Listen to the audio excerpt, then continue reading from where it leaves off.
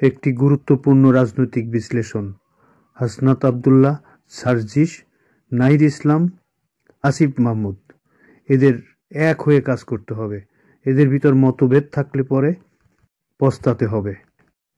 দেশের যে অবস্থা, এরা যদি ভুল করে সমস্ত জাতি এর খেসারত দিতে হবে। অতএব ভিডিওটি দেখুন এবং সকলেই সতর্ক হয়ে যাই। আসুন। আসসালামু আলাইকুম ওয়া রাহমাতুল্লাহ। বিগত দিনে অনেকগুলো ঘটনা বাংলাদেশের রাজনৈতিক প্রেক্ষাপটে ঘটে গিয়েছে, কিন্তু বর্তমানের এই বিষয়টা আমি নিজেকে মেনেই নিতে পারতেছি না। হাসনাত আবদুল্লাহ 11 তারিখে সেনাপ্রধানের সঙ্গে দেখা করেছে, সার্জিস সহ। উনি এটা প্রকাশ করলেন 20 তারিখ রাত্রে। বিষয়গুলো আপনারা সকলেই জানেন, কিন্তু তারপরে আমার যে বিষয়টা আমার উঠে আসে নাই, সেই বিষয়টা নিয়ে আমি কথা বলবো। সেটা হলো, এত বড় একটা ঘটনা হাসনাত আবদুল্লাহ কি করে একা একা চাপায় রাখলো এই 9টা দিন? এই 9টা দিন অপেক্ষা করলো কেন? আপনারা নতুন একটা দল গঠন করেছেন, আপনারা বিশাল এই 24-এর আন্দোলনের নায়ক। আপনাদের ভিতর স্বচ্ছতা থাকতে হবে। আপনারা যে দলটা গঠন করলেন, এই দলটা পেয়ে কিন্তু বাংলাদেশের মানুষ অনেকটাই আশান্বিত। কারণ উপযুক্ত ভাবে আপনাদের দলটা যদি গড়ে তুলতে পারেন, একটা প্রতিদ্বন্দ্বিতামূলক নির্বাচন হবে আমাদের দেশে। আপনারা অন্য কোনো রাজনৈতিক দলের সঙ্গে এক হয়ে বা প্যাক্ট করে বা লিয়াজু করে যদি একটা ভালো নির্বাচনে আসেন, আপনারা অনেক আগায় যেতে পারবেন ধীরে ধীরে। কারণ মানুষ এখন নতুনের দিকে ধাবিত, পুরাতনকে মানুষ বর্জন করতেছে, কারণ পুরাতনের পিছনে কেউ পাচ্ছে না কিছু। অতএব নতুনের দিকে ধাবিত। সেই নতুন আপনারা, আপনাদের ভিতর স্বচ্ছতা থাকবে না কেন? আপনারা কেন এই জিনিসটা গোপন রাখছেন? আপনি আবার সার্জিসের বক্তব্য, আপনার বক্তব্য, বিষয়টা ঠিক আছে, কিন্তু ধারণা, আপনার যে ধারণা, সার্জিসের সেই ধারণা না। আমি হাসনাত আবদুল্লাহকে বলছি এখন। তো আপনার যে ধারণা, আপনি যেভাবে মাইন্ডে নিছেন, সে সেইভাবে মাইন্ডে নেন, সে বিষয়টা অন্যভাবে তুলে ধরছে, অন্যভাবে নিছে। কিন্তু কথাগুলো ঠিকই হয়েছে, তার মানে প্রমাণ, ঘটনা সত্য। এখন আপনারা এত বড় ঘটনা আসে আপনারা কেন মিটিং করলেন না? আপনাদের যে কমিটির যে মেইন ফিগারগুলো এক জায়গায় বসে কি করা যায়, এরকম একটা পরিস্থিতি কিভাবে মোকাবেলা করা যায়, আপনাদের উচিত ছিল সম্মিলিতভাবে একটা সাংবাদিক সম্মেলন করা, সাংবাদিকের মাধ্যমে প্রকাশ করে দেওয়া। কারণ এটা খেলা কথা না।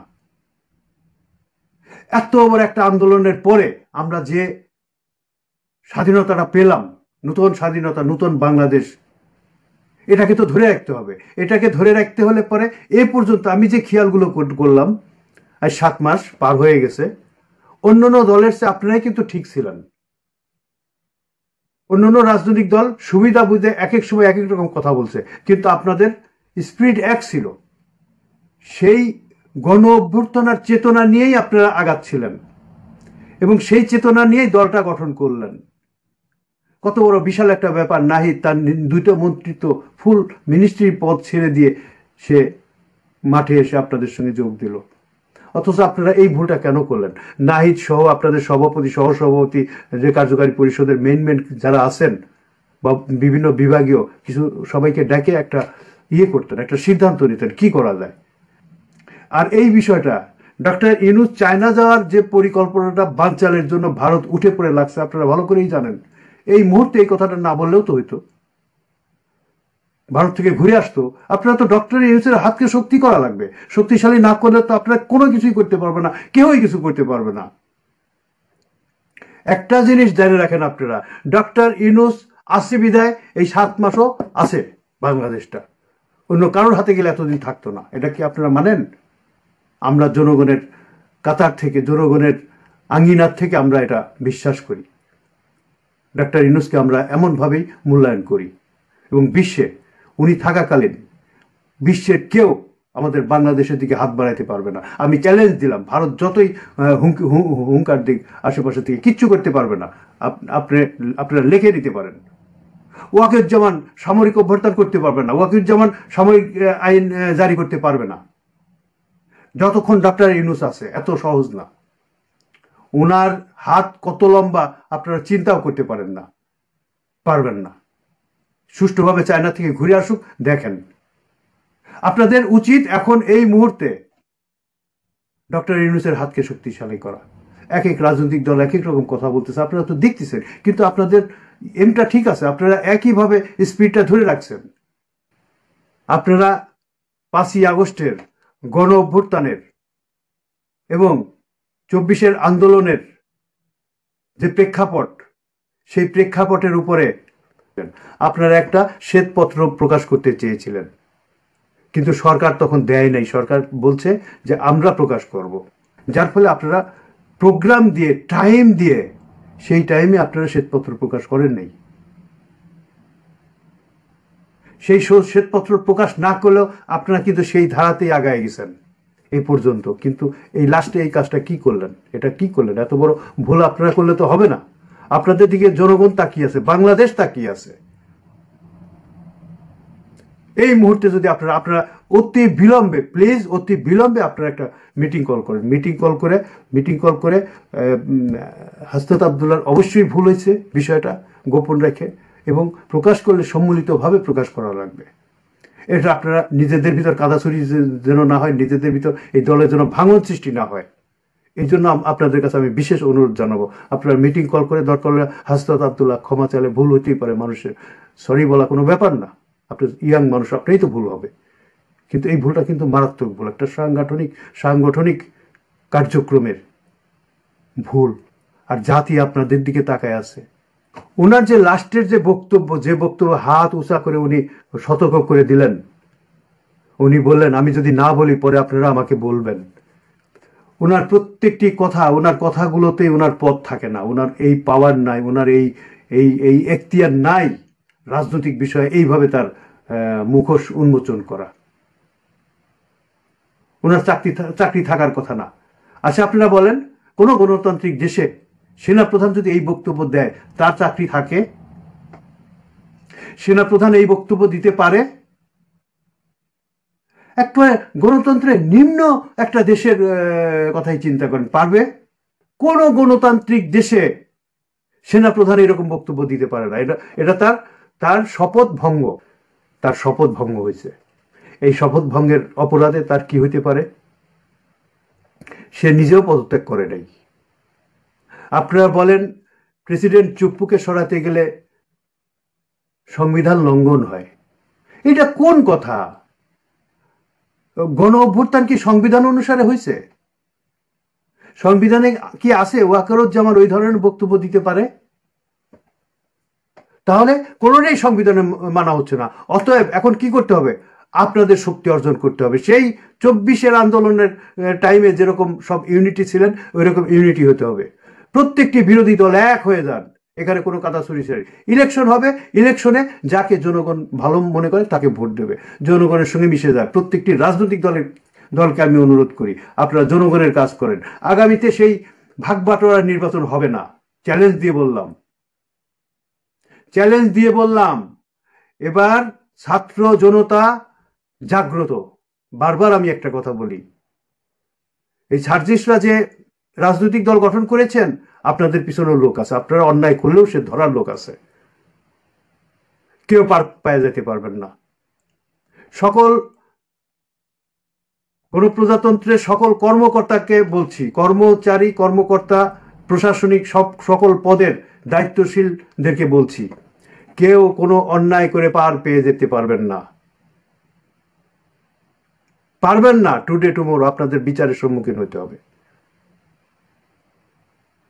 কোনো সময় বিচারের সম্মুখীন, কোনো সময় জনরসে পড়া লাগবে, কোনো সময় মান ইজ্জত নিয়ে দৌড়ায় পালান লাগবে।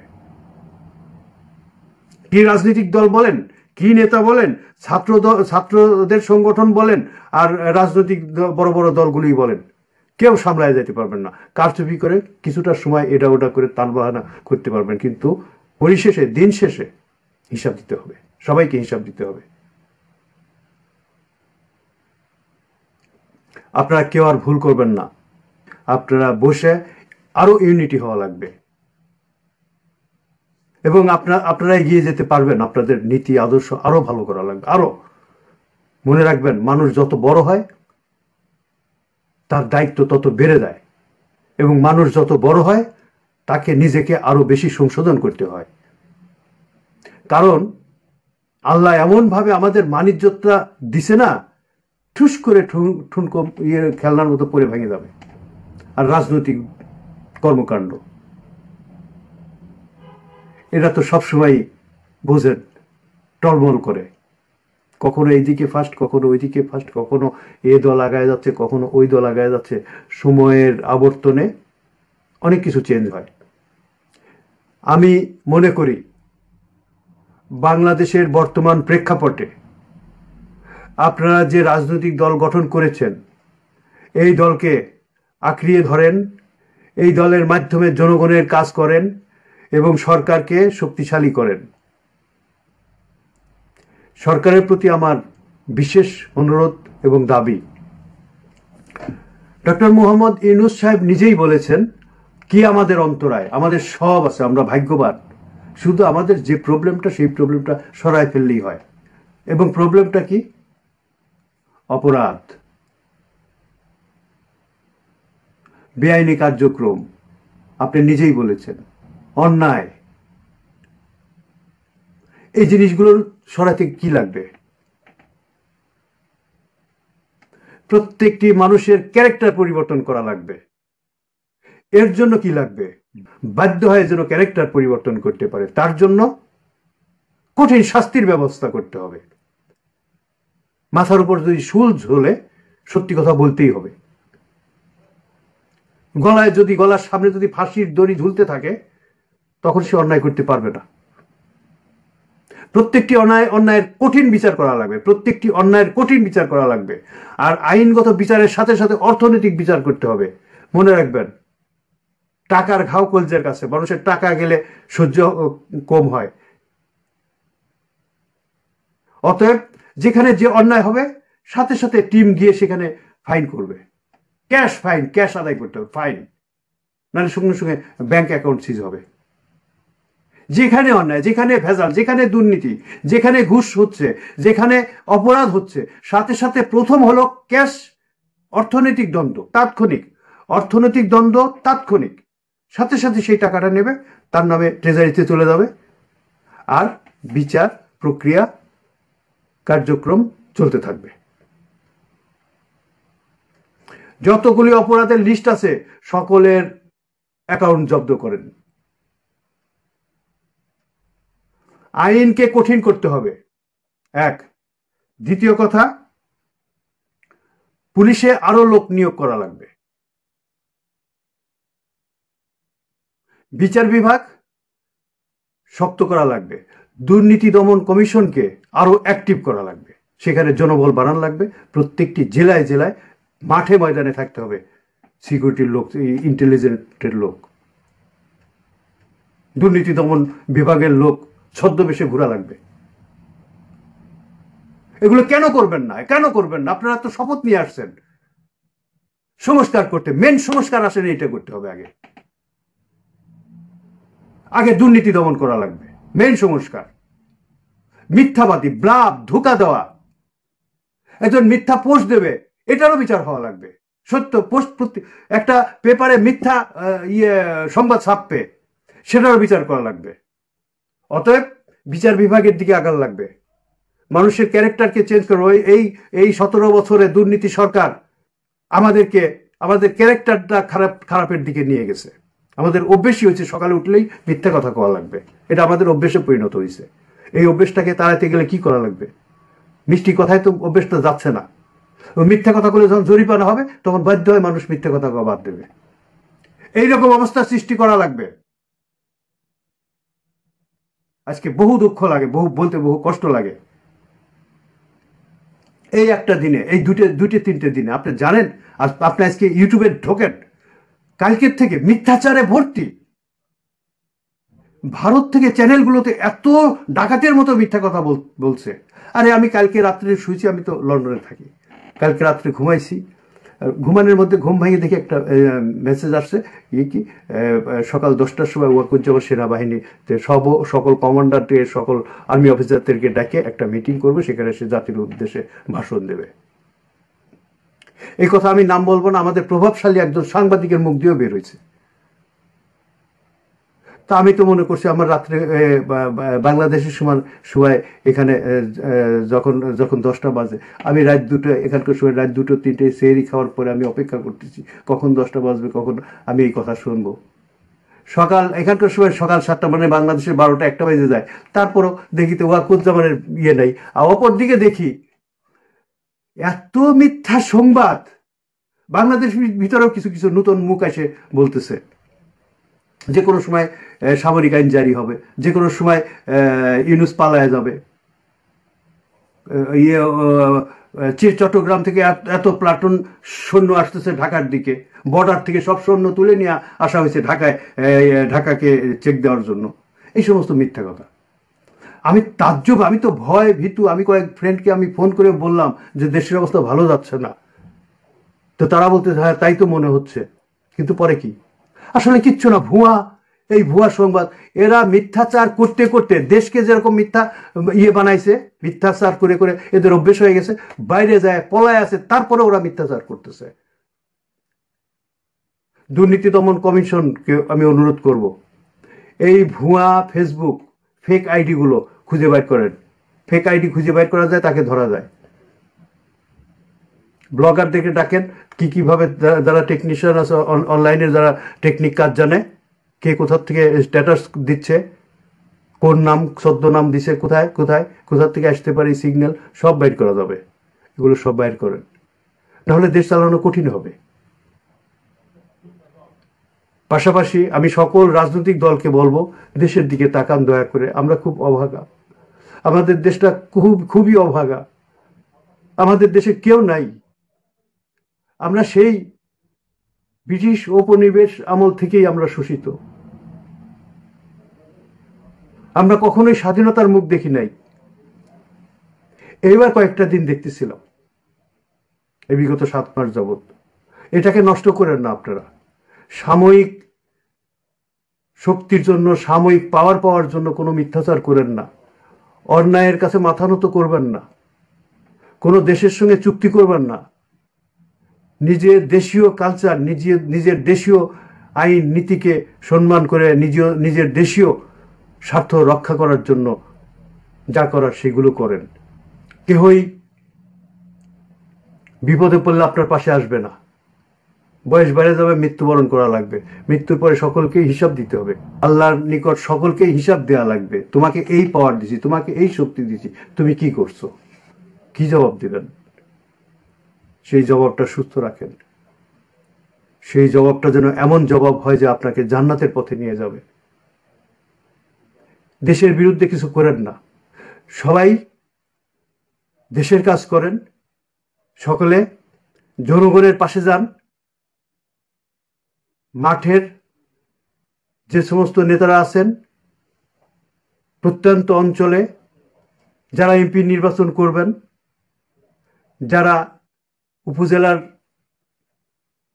নির্বাচন করবেন, যারা চেয়ারম্যান নির্বাচন করবেন, তারা তাদের আঙ্গিকে, তাদের শক্তি অনুসারে জনগণের কাছে যান, এলাকায় যান। আর আমি জনগণকে বলবো, কোনো রাজনৈতিক দলকে ভোট দিবেন না।